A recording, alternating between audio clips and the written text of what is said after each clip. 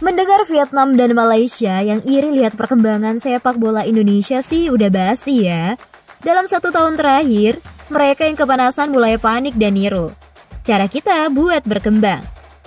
Tapi, dengar Australia yang mulai panik sama perkembangan Indonesia, gimana kayaknya jadi suatu hal yang baru ya. Salah satu media asal Australia, The Roar, mengatakan bahwa Australia harus mulai mewaspadai perkembangan sepak bola Indonesia. Bahkan, media tersebut mendorong The Socceroos untuk secara rutin terlibat dalam kompetisi antar negara se-Asia Tenggara Piala AFF. Terdengar menyenangkan bukan? Kekuatan Indonesia mulai diperhitungkan oleh negara langganan Piala Dunia, seperti Australia. Namun, jika Australia rutin ikut Piala AFF, apakah akan menimbulkan dampak bagi pesepak bola Indonesia? Tentu ada. Bahkan ada dampak negatifnya juga. Sebelum kita ulas apa dampaknya, kalian bisa subscribe dan nyalakan lonceng notifikasi terlebih dahulu agar tak ketinggalan konten terbaru dari Kick Off Channel. Munculnya wacana Australia untuk segera berpartisipasi di Piala AFF sebetulnya bukan suatu hal yang baru lagi. Wacana itu sudah menjadi agenda tahunan. Setidaknya, setelah Australia memutuskan untuk berpindah federasi dari Oceania ke Asosiasi Sepak Bola Asia atau AFC pada tahun 2006. Isu Australia bakal ikut Piala AFF kembali meningkat setelah Australia mengajukan diri untuk bergabung Federasi Regional AFF pada tahun 2013. Namun, setelah hampir 11 tahun bergabung, Australia tak kunjung tampil di Piala AFF yang mana menjadi lambang supremasi sepak bola Asia Tenggara. Tercatat yang tampil di Piala AFF cuma tim muda Australia. Mereka tampil di Piala AFF U16 dan U19. Bahkan Australia terbilang sukses di ajang Piala AFF U19 bersama Thailand. Australia telah mengoleksi 5 gelar, itu jadi yang terbaik di Piala AFF U19. Maka dari itu, sempat jadi pertanyaan, mengapa Australia senior tak kunjung tampil di Piala AFF? Namun, dilansir bola.net, dijelaskan bahwa Australia tidak bermain di Piala AFF adalah salah satu bagian dari kesepakatan awal dengan AFF. Negara-negara di Asia Tenggara hanya mengizinkan Australia bermain di level junior. Sebab, jika Australia main di Piala AFF senior, mereka diprediksi bakal jadi juara beruntun dan merusak persaingan antar negara ASEAN yang lain karena terlalu overpower. Nah, di tahun 2024 ini, wacana tersebut kembali mencuat. The Roar jadi biang kelani di balik mencuatnya rumor ini. Media lokal Australia itu secara terang-terangan meminta skuad The Socceroos untuk secara rutin tampil di Piala AFF. Namun kali ini, dengan alasan dan tujuan yang lebih masuk akal. Media tersebut menuliskan ketika Australia resmi masuk ke AFF pada tahun 2013. The Socceroos masih berada di level yang terlalu tinggi bagi negara-negara Asia Tenggara lainnya. Namun situasi yang terjadi sekarang jauh berbeda. The Socceroos merasa tim nasional kebanggaannya mulai kelimpungan saat menghadapi tim-tim dari Asia Tenggara. Tidak berpartisipasi di Piala AFF membuat Australia sedikit terlena. Lambat laun, ada kemajuan dari negara-negara ASEAN yang tidak terpantau oleh negeri kangguru tersebut. The Roar mengambil contoh di kualifikasi Piala Dunia 2018. Australia yang saat itu berstatus juara Piala Asia 2015 dibuat kesulitan saat menghadapi Thailand. Skuad Australia yang kala itu masih ditukangi oleh Anko Postecoglou, bahkan sempat ditahan imbang 22 saat melawan ke Raja Manggala Stadium. Lalu harus susah payah untuk menang 21 di pertemuan kedua. Hasil ini membuat Australia gagal lolos otomatis ke Piala Dunia 2018 usai finish di urutan ketiga di klasemen grup B. Untungnya, Dewi Fortuna masih berpihak pada Australia. Mereka mengamankan 1 tiket ke Rusia usai menang agregat 32 atas Suriah di ronde keempat kualifikasi Piala Dunia 2018. Yang terbaru, Australia dibuat frustasi saat menghadapi Indonesia di ronde ketiga kualifikasi Piala Dunia 2026.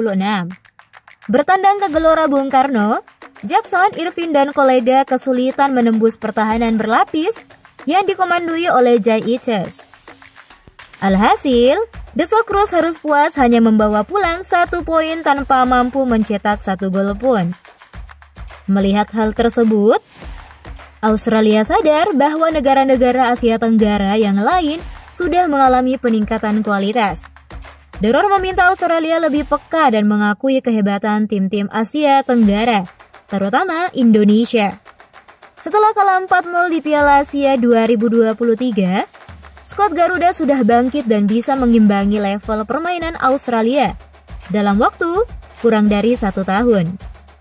Nah, dengan konsisten berpartisipasi di Piala AFF, Australia bisa secara intens mengawasi perkembangan sepak bola Indonesia dan negara-negara lain di Asia Tenggara. Selama ini di Sokoro hanya bisa menyaksikan aksi negara tetangga dari jauh tanpa tahu apa yang sedang terjadi di balik layar.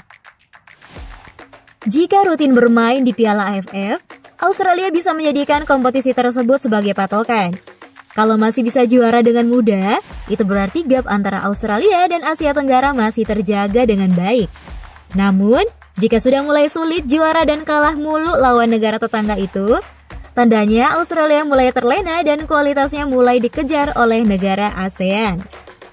Jika wacana ini diseriusi oleh Australia, apakah akan berdampak pada negara-negara di Asia Tenggara, termasuk Indonesia? Tentu ada. Salah satunya adalah membuat Piala AFF semakin kompetitif. Setidaknya, dengan adanya Australia, perebutan gelar bisa semakin seru. Dengan kualitas dunia yang ditawarkan Australia, negara-negara ASEAN akan semakin terlatih menghadapi lawan yang kuat di level internasional. Terbiasa melawan tim sekelas Australia di Piala AFF, negara-negara ASEAN seperti Vietnam dan Malaysia akan terpecut semangatnya untuk meningkatkan kualitas. Lantas bagaimana dengan Indonesia? King Indo mah gak usah repot-repot meningkatkan kualitas. Kan udah selevel, tapi dengan adanya Australia, Indonesia juga ada patokan untuk menembus level Asia. Kualitas permainan Indonesia tidak boleh jauh dari Australia.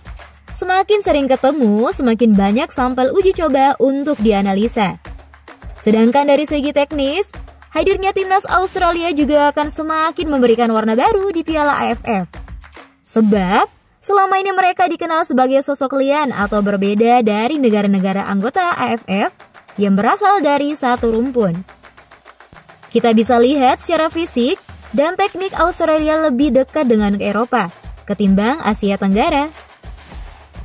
Di luar itu, keberadaan Australia di Piala AFF bisa memberikan exposure yang lebih besar terhadap ajang yang kini bernama ASEAN Cup itu. Dengan partisipasi Australia, gelaran Piala AFF bakal semakin mendapatkan sorotan dari seluruh dunia. Hal ini jelas memberikan efek yang signifikan terhadap para anggota AFF. Mereka bakal merasakan dampak dari sorotan dunia demi meningkatkan industri sepak bola. Setiap hal baik, pasti ada risiko di baliknya. Jika Australia tampil di Piala AFF, akan ada efek negatif yang dirasakan oleh tim-tim Asia Tenggara, terutama Indonesia.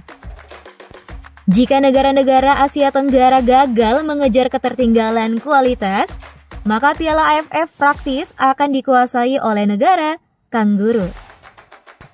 Indonesia akan semakin sulit mewujudkan impian untuk menjuarai Piala AFF.